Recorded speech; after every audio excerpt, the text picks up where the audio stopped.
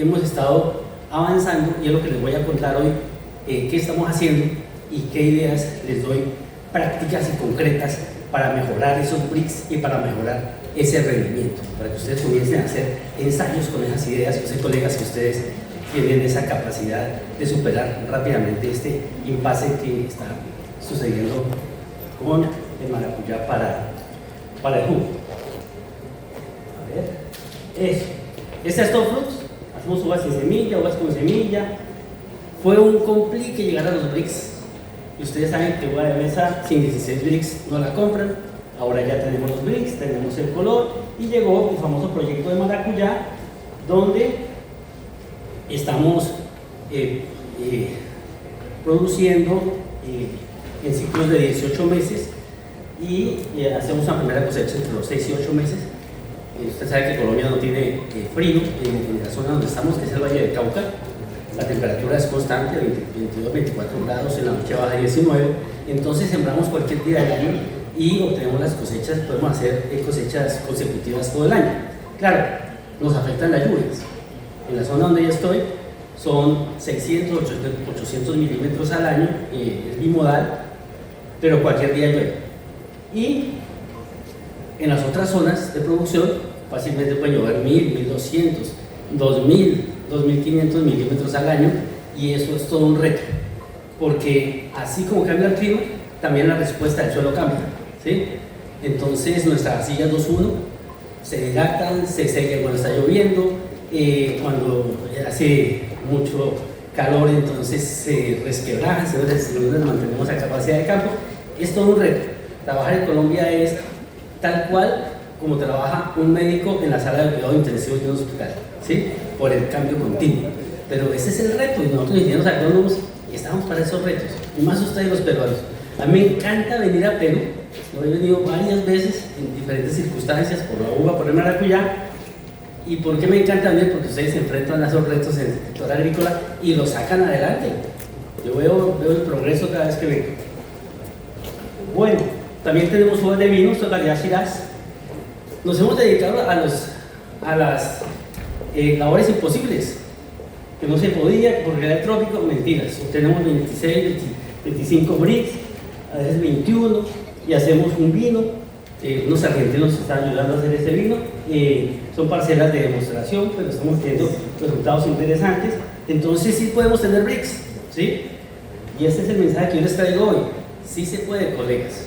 ¿Cómo fue que lo hicimos? Es lo que les voy a contar, apoyado de la ciencia del suelo, que es lo que me toca hacer en mis clases con mis estudiantes, ¿sí? El ser profesor universitario me implicó, colegas, volver a estudiar las cuestiones básicas del suelo, su relación con el clima y con la fisiología de las raíces, y entonces me dio una visión diferente. Bueno, señores, estos son nuestros cultivos, nuestras parcelas de demostración. Están en un sistema que era el sistema de la uva. Como la empresa estaba en crisis, entonces dejó algunos lotes de uva sin su cultivo, y allí pusimos el maracuyá y lo sembramos a 1,70 entre plantas y a 3,50 entre calles. Le pusimos unos coberturas plásticas, porque allá tenemos unos problemas muy graves con las malezas y con el famoso trips, ¿sí? Allá el trips es supremamente agresivo, porque como hay plantas en toda la región, entonces ellos están en el monte. Cuando viene la sequía o épocas así muy fuertes, ellos se pasan a los cultivos y nos hacen daños gravísimos. Entonces ahí estamos probando con esas coberturas, nos evita el problema de las malezas y además le quita espacio a las pupas del trips, que hasta donde tengo entendido por los entomólogos, ellos le copan en el suelo, ¿sí? Bueno, esta es nuestra producción. Como les digo, ya estamos exportando una producción limpia. Tenemos mucho cuidado de no pegar productos que generen trazas. Eso nos ha implicado estar en desventaja con el control del trips. En Colombia se produce más o menos en un lapso de 22 meses. Los cultivos, los productores organizados pueden llegar a 60, 70 toneladas por hectárea en ese lapso y después cortan la planta, ¿sí? Aquí, como les digo, está en el Open Gable. Estamos haciendo ajustes de tecnología. Estas parcelas tienen despuntes hasta cuando ya la maracuyá comienza a crecer. De ahí les dejamos, en estas parcelas les dejamos los trips nos sirvieron como despuntadores gratis, ¿sí? Y después nos cobró eso cuando hicimos la poda para volver a trabajar. Entonces, bueno, ese es el ajuste que hacemos, porque desafortunadamente no está vinculada la investigación y las universidades de tal manera que podamos obtener investigaciones aplicadas en todos los sentidos. Nos toca nosotros mismos ir haciéndolo en las empresas. Aquí ven, esto se llama limoncillo. Bueno, yo no sé cómo tiene esto. Bueno, eso se llama limoncillo. Es una planta que crece más o menos a 1 metro de altura, y ahí es por donde llega el frío. Regularmente él planea en las tardes o en las mañanas muy temprano a esa altura. Usamos como unas barreras repelentes, y ahí al lado encuentran ustedes orégano, también como barrera repelente en todos los lotes. Esto es una cobertura de este lado, una cobertura del suelo. Ahora van a entender por qué, porque la degradación de suelos nos está dando durísimo, y tengan mucho cuidado. Parte de mi charla es cómo enfrentar esa degradación de suelo, y una de ellas es no permitir que el suelo esté desnudo. Pero además, ¿qué pasa con esta cobertura? Sinodón dactilón, allá le decimos pasto argentino. Todo el mundo le tiene miedo, pero me puse a averiguar en México, Chapingo, investigaciones muy serias, no es hospedero de trips. Entonces, ¿qué estaba haciendo? Lo estaba convirtiendo en una alfombra, en mis lotes de uva, en mis lotes de maracuyá, aprendiendo a manejarlo, porque si me va a colaborar contra los trips y me va a disminuir la aplicación de herbicidas, que es tan complicada allá en Colombia, y el uso de guadañas, pues tengo que darle comidita también y tengo que respetarla, ¿cierto? Sacando las raíces del maracuyá y de la uva del horizonte de competencia de la maleza, mediante el uso de, como lo ven ahí, camas elevadas a 40 centímetros, que permiten también evitar encharcamientos, y por eso me sacan del problema del fusario. Bueno, eso es lo que obtenemos.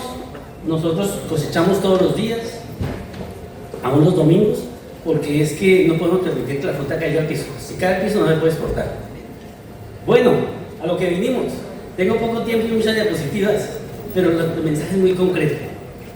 ¿Cómo hemos hecho el manejo de la fertilidad del suelo para mejorar rendimiento y grado de mixto? Acuérdese que si usted maneja rendimiento, se aumenta el rendimiento, y acuérdese que los brasileños quieren 80, 100 toneladas por hectárea. Así usted los costos de producción tienen que subirlos un poco. El costo unitario de producción, que resulta de dividir los costos totales sobre el rendimiento, pueden disminuir y pueden optimizarse. Y es un mandato a la industria.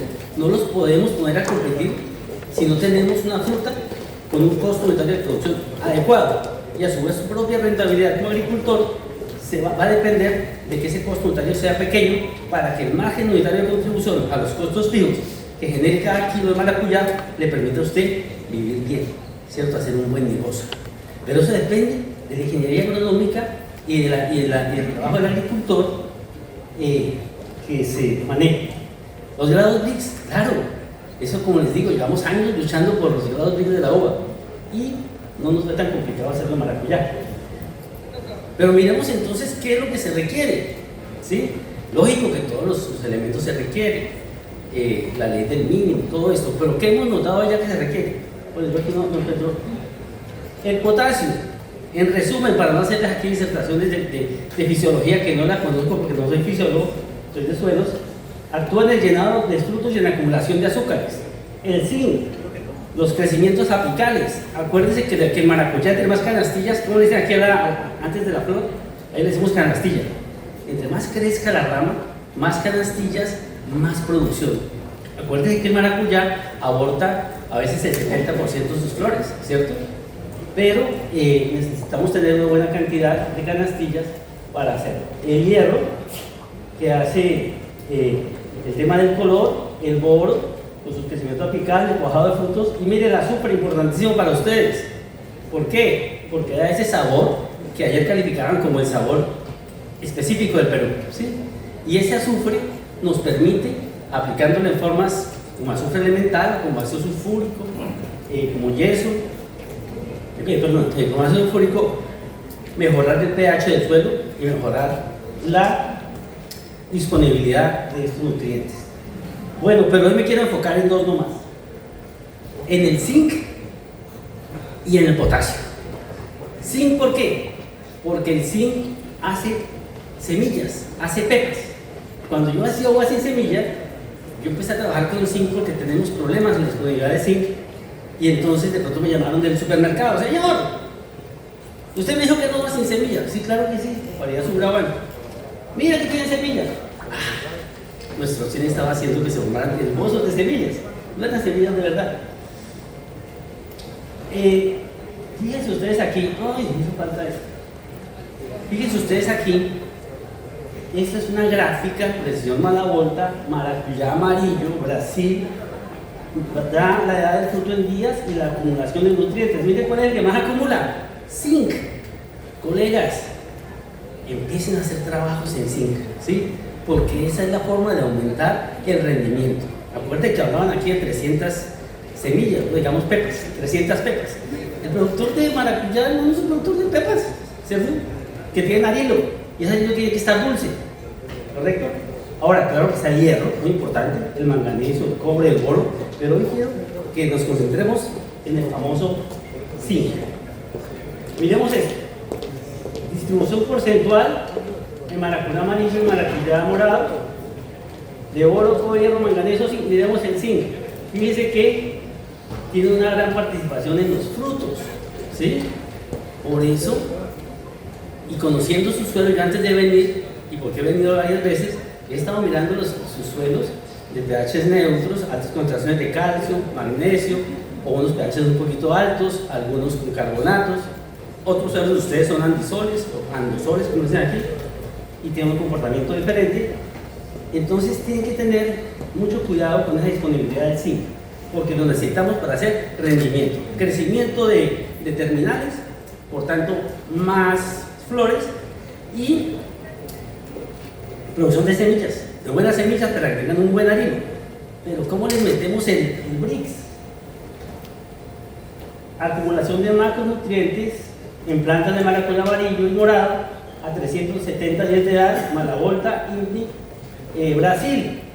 Mire el tema del potasio, ¿sí? Lo alcanzan a ver. Aquí no puedo señalar. El potasio tiene una alta acumulación en los frutos del maracuyá amarillo y del maracuyá morado. ¿Qué pasa con el potasio?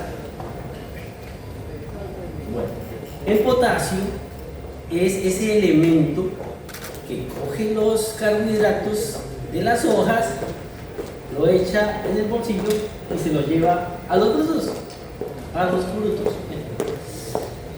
Entonces es fundamental para que aumentemos esos BRICS.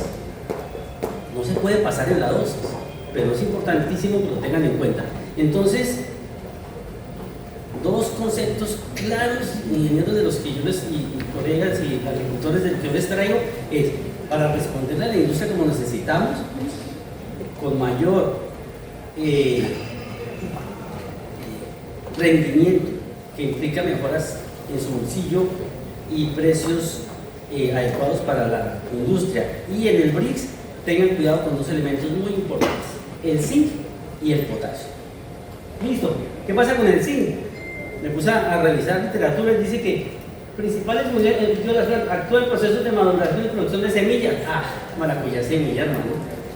Pero ojo que el zinc tiene muchos enemigos, ¿no? Los carbonatos, por ejemplo, el pH, por ejemplo, el exceso de fósforo, por ejemplo. La producción de maracuyá está intrínsecamente ligada al número de semillas viables presentes en cada fruto. Bueno, pero miren lo que les digo: es muy dependiente del pH.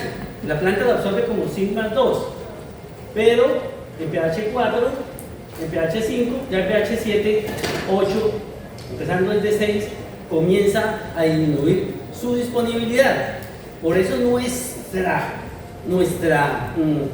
trabajo, si hacemos trabajo de corrección de suelos, porque la finca es nuestra y nos interesa, entonces debemos aplicar azufre elemental en las cantidades suficientes y que haya suficiente materia orgánica para que los tiobacillus que atacan ese azufre elemental en una forma granulada, muy pequeña, logren bajar ese pH, ¿cierto? El ácido sulfúrico que aplican en uva, por ejemplo, hacen aplicación de ácido sulfúrico con este fin. Bueno, sinergismos y antagonismos. Mire qué nos pasa en Colombia.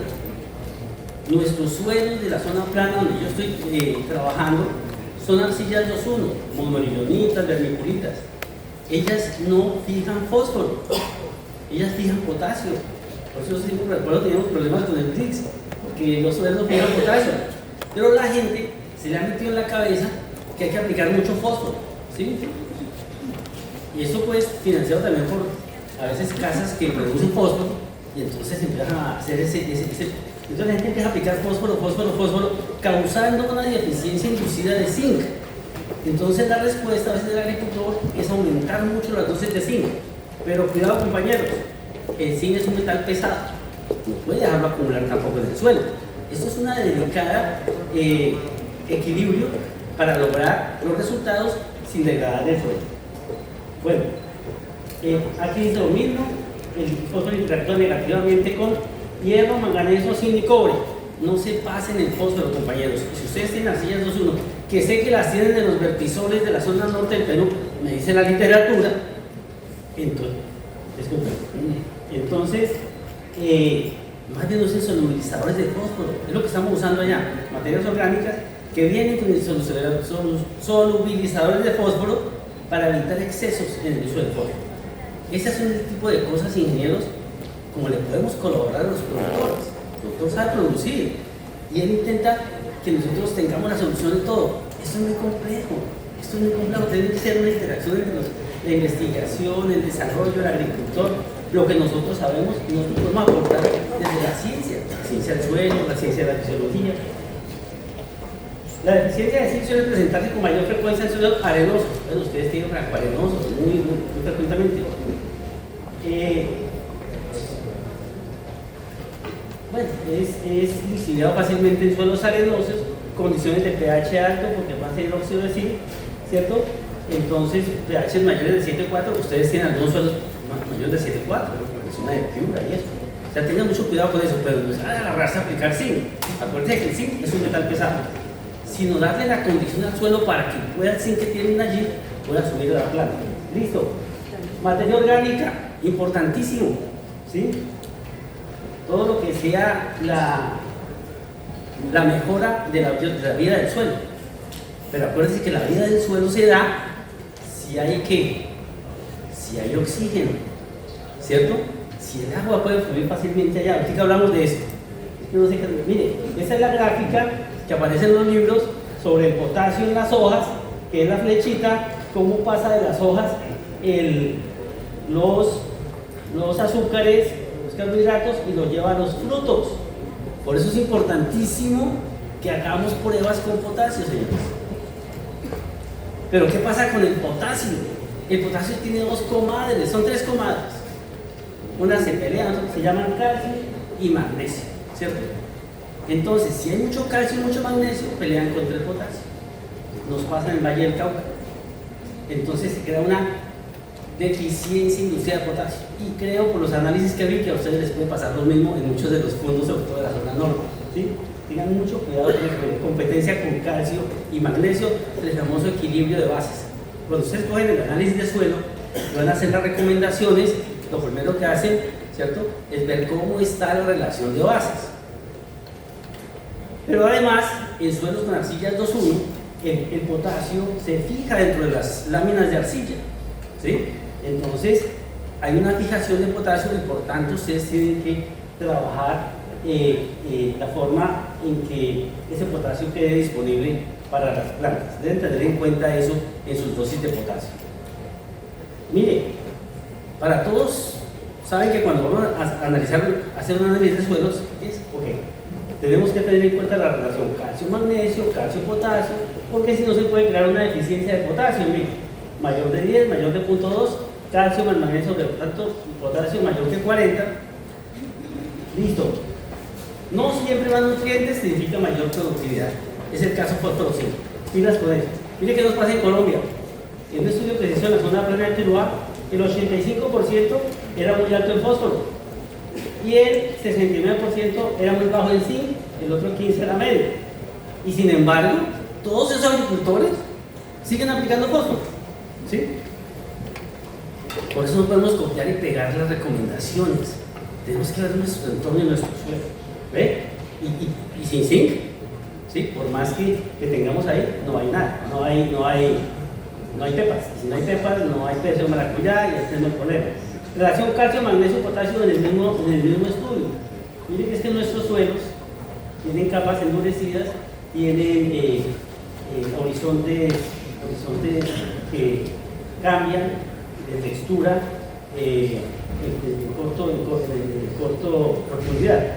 Mire, 69% de nuestros suelos tenían una alta relación calcio, magnesio, potasio y el 23% una muy alta. ¿Qué significa eso?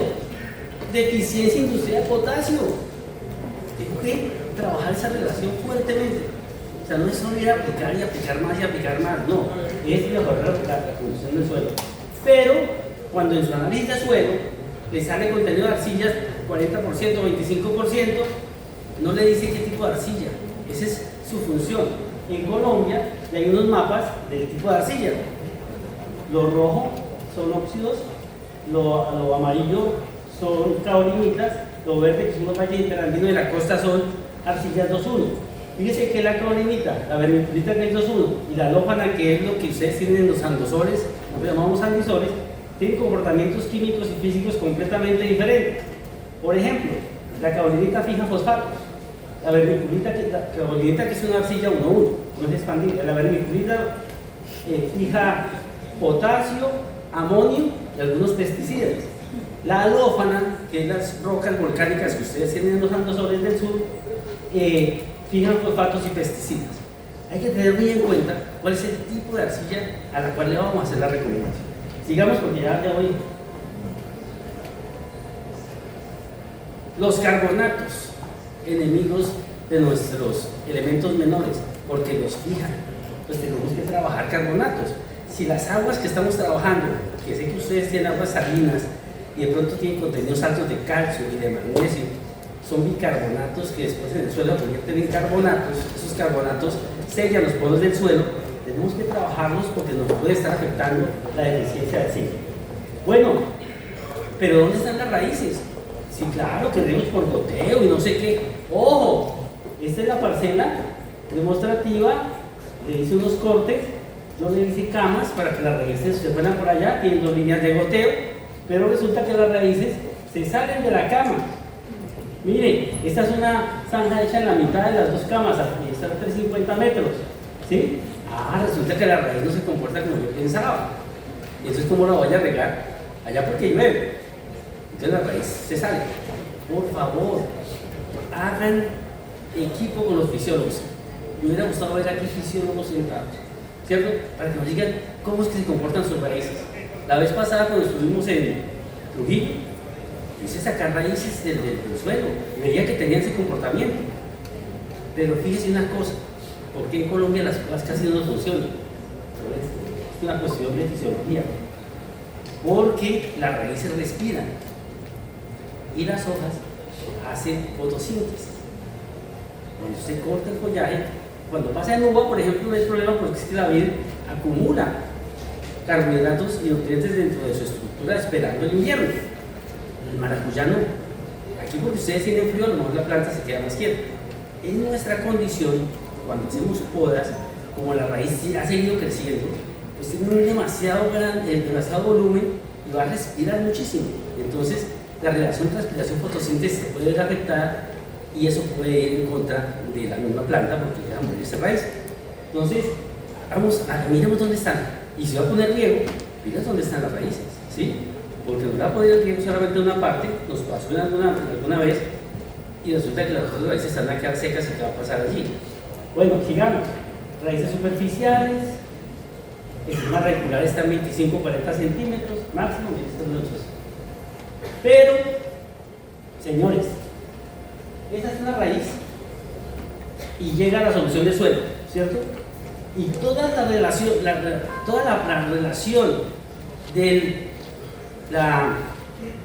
la solución del suelo para llevar los nutrientes a la raíz tiene que ver con el agua. Entonces tenemos que garantizar que el agua fluya. ¿Cuánto me queda, señorita? ¿5? Ok. Señores, miren, el potasio y el zinc son poco móviles en el suelo. Se mueven por flujo de masa, el 17, el 20 o el 30%. por difusión 78, 80 y 40%. ¿Qué indica eso? Necesitamos agua, necesitamos que el agua fluya. Y la red respira, que necesitamos también oxígeno en 5 minutos. No solamente hagamos el análisis químicos, compañeros. Esto es muy sencillo, hacer las pruebas de conductividad hidráulica que miden la permeabilidad del suelo. Un suelo que no tiene suficiente conductividad hidráulica no tiene suficiente oxígeno. La temperatura no funciona de la misma manera. Y además, no tiene modo de tomar los nutrientes. ¿Y cómo se pierde la conductividad hidráulica? Pues fácil, por un mal manejo de la preparación del suelo. El suelo tiene que estar friable para hacer su preparación y no se pueden hacer demasiados pases de rastrillo. En esto, los ingenieros agrícolas nos deben colaborar. Fíjense que esto es interinstitucional, ¿sí? Como los médicos. Se lo mandan al cardiólogo, ¿cierto? Bueno, al patólogo no lo pueden mandar, pero sí ¿cierto? Y hacen junta médica. ¿Qué le hacemos a este paciente? ¿Qué le sacamos? Bueno, saquémosle $5.000, cualquier cosa. Digamos. Hay una parte importante que es la porosidad entonces, ¿cierto? Y esa porosidad la podemos conocer directamente con el tema de la densidad aparente, colegas, ¿sí? Es importantísimo el tema de la porosidad.